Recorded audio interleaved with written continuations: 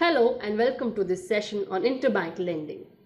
In this session, you will learn about interbank lending in detail, which will include working of interbank lending, role of interbank lending, interest rate calculations and types of interbank lending.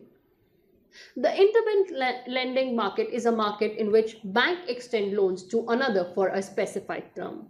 Banks are required to hold an adequate amount of liquid assets such as cash to manage any potential bank runs by clients. If a bank cannot meet these liquidity requirements, it will need to borrow money from an interbank market to cover the shortfall. Some banks, on the other hand, have excess liquid assets above and beyond the liquidity requirements. These banks will lend money in the interbank market, receiving interest on the assets. Let us look at working of interbank lending. Most interbank loans are for maturities of 1 week or less. The majority of these loans are borrowed and paid back within 1 day or overnight. Such loans are made at interbank rate, which is also called the overnight rate. If the term of loan is overnight, the banks are required to hold an adequate amount of liquid assets such as cash, gold, etc. to manage any potential bank runs by their customers. Bank runs are a result of panic when large number of customers withdraw their deposit due to concern of bank solvency. In 1927, the Bank of Japan proposed to redeem discounted bonds it had issued to overextended banks in wake of the Great Kanto earthquake. This triggered the Showa financial crisis. Rumors that banks holding such bonds would go bankrupt triggered bank runs that led to the fall of 37 banks across the Empire of Japan and resignation of Prime Minister Wakatsuki. If a bank could not meet these liquidity requirements, it will need to borrow money in interbank market to cover the shortfall. While on the other hand, some banks may have an excess liquid assets above and beyond the liquidity requirements. These banks will lend money in interbank market and receive interest on assets. Moving on to the role of interbank lending. The primary role of interbank lending is to support the fractional reserve banking model. The creation of credit and transfer of the created funds to another bank creates the need for the net lender bank to borrow in order to cover short-term withdrawal requirements. This results from the fact that initially created funds have been transferred to another bank. Interbank lending is also a source of funds for bank. Interbank loans are important for well-functioning and efficient banking system. Since banks are subject to regulations such as reserve requirements, they may face liquidity shortages at the end of the day. The interbank market allows banks to smooth through such temporary liquid shortages. Next, it also helps reduce funding liquidity risk.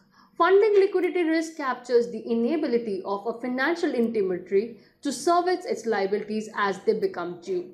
The healthy functioning of interbank lending markets can help to reduce the funding of liquidity risk because banks can obtain loans in this market quickly at low cost.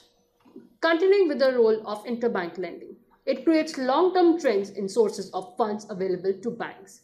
In the past, checkable deposits were the most important source of funds in the US, accounting for more than 60% of banks' total liabilities in 1960. Over time, however, the composition banks' balance sheets has changed significantly. In addition to customer deposits, banks have increasingly turned to short-term liabilities such as commercial papers, certificates of deposit, repurchase agreements, swapped foreign exchange liabilities, and brokered deposits. Interbank lending also acts as a benchmark for short-term lending rates. Interest rates in unsecured interbank lending markets serves as reference rates in pricing of numerous financial instruments such as floating rate notes, adjustable rate mortgages, and syndicated loans. These benchmark rates are also commonly used in corporate cash flow analysis as discount rates. Thus, conditions in the unsecured interbank market can have wide-reaching effects in the financial system and the real economy by influencing the investment decision of firms and households. Let us now learn about how interest on interbank lending is calculated. For interbank lending, Interest is payable on the principal value of the instrument. Interest is paid at the end of the loan period along with repayment of principal to the investor. Let us take an example of a bank which makes a loan of $10 million for a period of 3 months starting from 15th of July at 5.75% per annum. The interest of the loan is calculated as shown on screen, which is $10 million multiplied by 5.75% into the number of days, which is 92 divided by 360.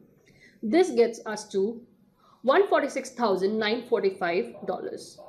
For currencies such as pound, sterling, however, the interest is calculated on assumption of 365 days a year and is based on Act 365-day count convention. There are various types of interbank lending which we will talk about. The first type is call money, which refers to deposit for unspecified term on a day-to-day basis. The lender can call back the funds at any time and they are repaid on the same day. Second is overnight money, which refers to money borrowed or loaned on a given banking day and is scheduled to be repaid on next banking day. Next we have weekend money, which refers to the overnight money borrowed on last day of the week with repayment being scheduled for the following Monday.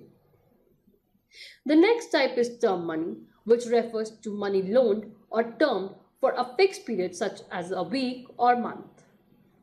Lastly, we have intraday money, which refers to the money loaned and repaid on the same day. The borrowing takes place in the morning of the business day and repayment is scheduled for same afternoon. The loans are of short-term duration. The money that is lent for 1 day in this market is known as call money. And if it exceeds 1 day but less than 15 days, it is referred to as notice money. The money that is lent for more than 14 days is referred to term money. Let us start with call money. Call money is the money borrowed or lent on demand for a short period, which is generally 1 day. Sundays and the other holidays are excluded for this purpose. When one bank faces temporary shortage of cash, then the bank with surplus cash lends to bank in shortage for 1 or 2 days. Moving on to notice money and term money.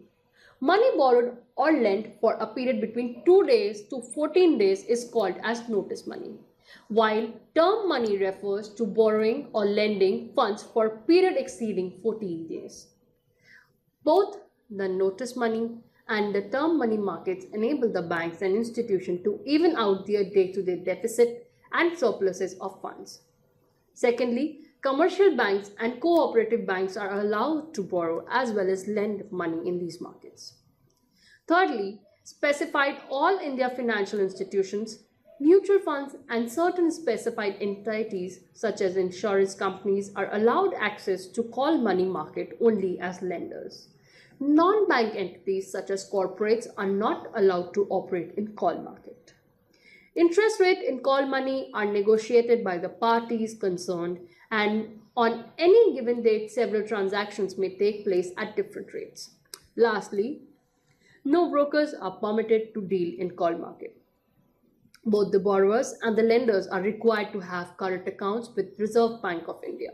The transactions in the call market are routed through the current account of the parties with RBI.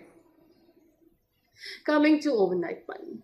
Overnight money refers to the funds borrowed or lent for 1 business day, which is shortest period for which a loan can be made. There are several features of overnight money. These loans are made commonly in interbank market and are callable by 11 a.m. on the very next day. Banks usually borrow or lend at the end of the business day when the interest rate is typically at the lowest. If the intervening period includes a weekend, the loan is called weekend money. And lastly, we come to term money. The term money refers to money lent for 15 days or more in the interbank market.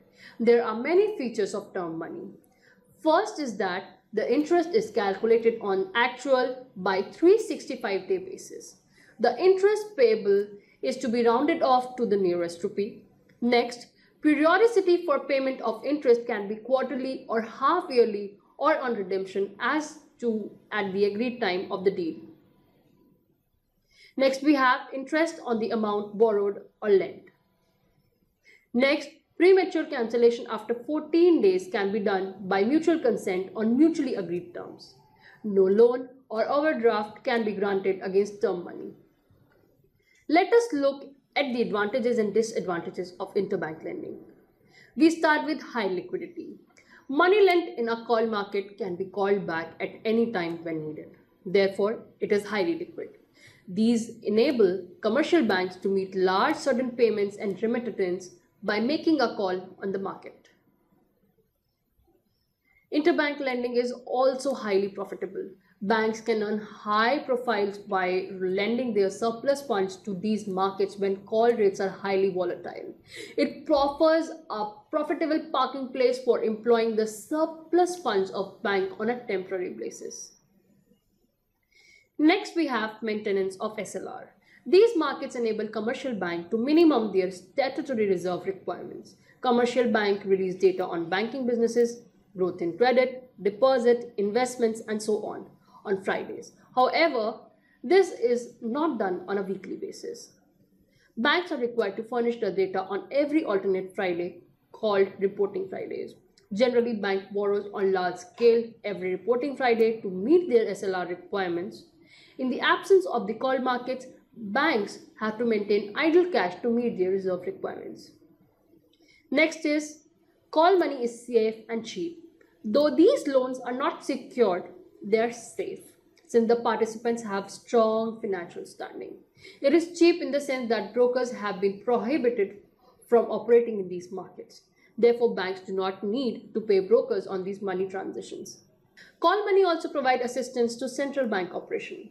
Money market is the most sensitive part of any financial system.